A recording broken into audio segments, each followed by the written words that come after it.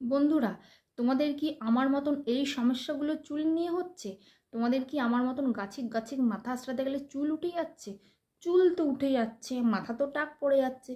চুল কি আদৌ কি সেই ভরাট করে চুলগুলো কি গজাচ্ছে? গজাচ্ছে না, তাই তো।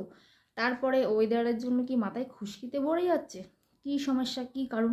আর চুলের সমস্যা মানে কিন্তু বড় সমস্যা। যেহেতু আমাদের স্কিনের জন্য অনেক কিছু আমরা ইউজ করি, সেটা কিন্তু সমস্যা সমাধান একটু হলেও হয়। কিন্তু চুলের জন্য কি এরকম কোনো সমস্যা আছে যেটা একটু হলেও হবে?